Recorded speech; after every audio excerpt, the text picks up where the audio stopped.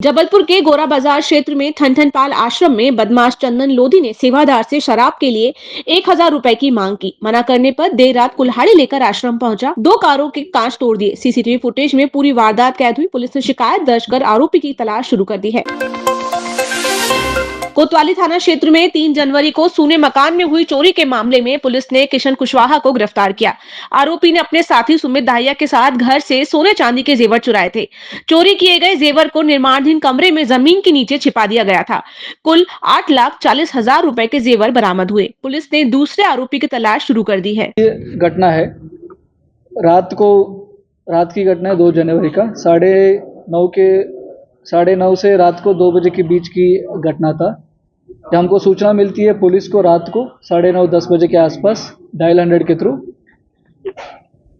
ये सूचना मिल जाती है। दिनेश बाजपेयी हमारा रिटायर्ड सब इंस्पेक्टर, रेडियो से इनका रिटायरमेंट हुआ था।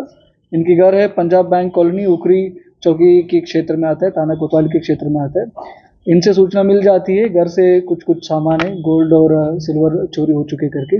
वहाँ पे मौके पे हम जाते हैं तो हमको ये पता चल जाता है, एक उसमें सीसीटीवी कैमरा में भी दिख रहा था, एक आदमी के द्वारा ऊपर चढ़ के, मतलब फर्स्ट फ्लोर में इनकी घर था, वहाँ पे फर्स्ट फ्लोर के ऊपर चढ़ के उसकी घर की ताला छोड़ के उसके अंदर जाके 2 अलमारियों को तोड़ के वहाँ से इन्होंने कुछ गोल्ड और कुछ सिल्वर को चोरी करके निकल गया था। उस अपराध को हमने तुरंत संज्ञान में लेते हुए हमने एफआईआर कर लेते उसका अज्ञात आरोपियों के खिलाफ। उसमें हमने टोटल उसमें 8 लाख कीमत का टोटल ज्वेलरी का चोरी का हमने लिखते।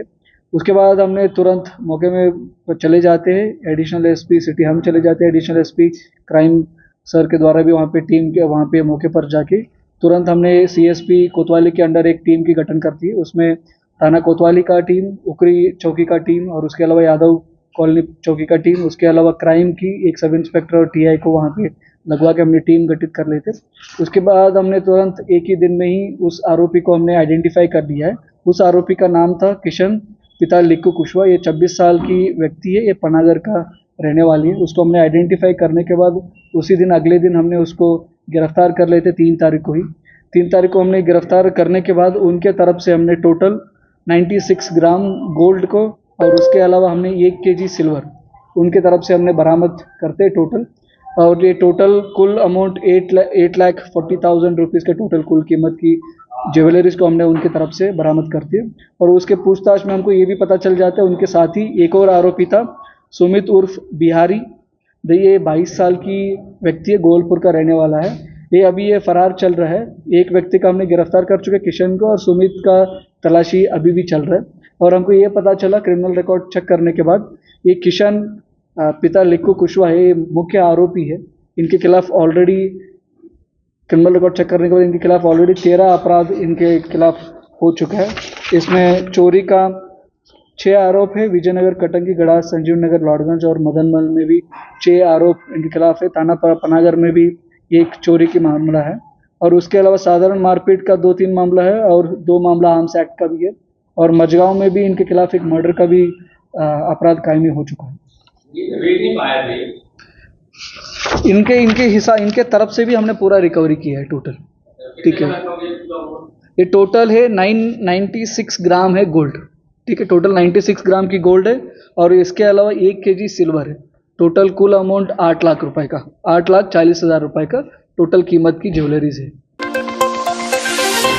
लॉर्डगंज थाना अंतर्गत 6-7 बदमाशों ने बीएल बारात घर के पास एक घर में पथराव कर युवक अक्षय नामदेव को घायल कर दिया। वारदात सीसीटीवी में कैद हुई। पुलिस ने शिकायत दर्ज कर बदमाशों की तलाश शुरू कर दी है।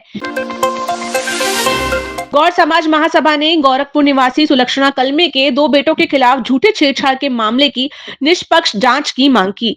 महासभा ने आरोप लगाया कि पड़ोसियों की आपसी रंजिश के कारण झूठी शिकायत की गई। पुलिस से सीसीटीवी फुटेज की जांच की मांग की गई है। गौड़ समाज महासभा के करीब 100 लोग यहाँ पर ज्ञापन देने आए हुए हैं। एक थाना गोरखपुर का मामला है जिसमें 2 नाबालिग आदिवासी बच्चों को फंसाने की बात कही जा रही है।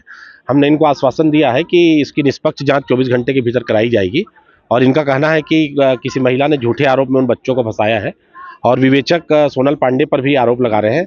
इसमें तत्काल 24 घंटे के भीतर जो घटना की सीसीटीवी फुटेज है उसको देखकर इसमें एक निष्कर्ष पे पहुंचा जाएगा और अगर इसमें बात झूठी पाई जाएगी तो इसमें जिसने ये रिपोर्ट दर्ज किया है उसके खिलाफ कार्रवाई की जाएगी जो अधिकारी इसमें संलिप्त है उनके खिलाफ विभागीय कार्रवाई की जाएगी, ऐसा आश्वासन हमने इनको दिया। समस्या ये है सर कि मेरे दोनों बच्चे नाबालिग हैं और उन लोगों को बाल सुधार गृह में जो कि भेज दिया गया है। 31 तारीख की ये घटना है। 31 तारीख को मुझे 3 पुलिस वाले आते हैं, उन्होंने ये कहा कि आप चलिए टीआई सर से बात करिए। तो मैंने कहा क्या हो गया, उनसे पूछा मैंने कि क्या हुआ है, तो उन्होंने कहा कि नहीं आप चलिए, चल के बात कीजिए।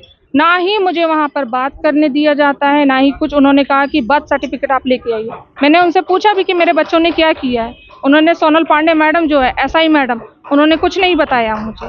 इसके बाद उन्होंने कहा कि ठीक है आप जाके लेके आइए। मैं लेके आती हूँ और इसके बाद में मेरा बेटा बताता है कि जो सामने वाली जो पार्टी है जपजी कौर उफ अश्विंदर कौर उफ पिंकी, और कौन है उनके पिता का महेंद्र पाल सिंह जो हैं, वो उनके जो भी कमेटी थी, जो भी आई हुई थी, उनके जो वकील थे, उन्होंने अभद्रता की कि घसीट के मारेंगे। फिर मैंने उनसे पूछा कि मैडम आपके रहते हुए मेरे बच्चों के साथ ऐसा कैसे हो सकता है। उन्होंने कहा कि उन्होंने कुछ नहीं बोला, इग्नोर कर दिया इस चीज़ को, और मेरे बच्चों को 2 घंटे के अंदर जेल पहुंचा दिया। घटना ये थी कि छेड़छाड़ किया हुआ है, गोरखपुर थाने का छेड़छाड़ की गई है। छेड़छाड़ उन्होंने तो इतने संगन, और उस टाइम बच्चा दीदी के संग मार्केट में था। 7:15 की ये घटना बताई जा रही है, मगर 7:30 बजे तो मैं खुद ही मार्केट में थी। क्या मानते हैं फंसाया जा रहा है? क्यों नहीं फंसाया जा रहा है? ये 30/5/2024 से ये सारा सब कुछ प्री प्लान चल रहा है। सोनल पांडे, अश्विंदर कौर और जपजी, ये तीनों ने मिलके मेरे बच्चों को फंसाया है। फंसाने के बाद में वो पहले से बोल रही थी, अश्विंदर कौर जो थी वो पहले से ही बोल रही थी कि आपके बेटे को जेल पहुंचाएंगे। मुझे न्याय चाहिए, बस मुझे कुछ नहीं चाहिए, मुझे न्याय चाहिए। बच्चे बाहर आना चाहिए। सुलक्षणा कल में स्टेट साइबर सेल और एसटीएफ ने 12 साइबर ठगों को गिरफ्तार किया, जिन्होंने अब तक 2 करोड़ रुपए से अधिक की ठगी की है। आरोपी लोगों को पुलिस अधिकारी बनकर धमकी देते और डिजिटल अरेस्ट के नाम पर पैसे ऐंठते थे। पुलिस के पूछताछ और आरोपियों की तलाश जारी है। ये एक्चुअली 12 आरोपी अरेस्ट किए हैं हम लोगों ने सतना और जबलपुर से, और भी आरोपी अरेस्ट होने की संभावना है बाद में। मैं और जैसे अभी इन्वेस्टिगेशन में है मामला, जैसे ही रिवील होती है हम बताएंगे, अधिकारी रिवील करेंगे। बिल्कुल साइबर फ्रॉड से रिलेटेड है सारे। महापौर जगत बहादुर सिंह अन्नू की अध्यक्षता में आयोजित मेयर इन काउंसिल बैठक में 31 करोड़ रुपए की लागत से वर्किंग विमेन हॉस्टल के निर्माण को मंजूरी मिली।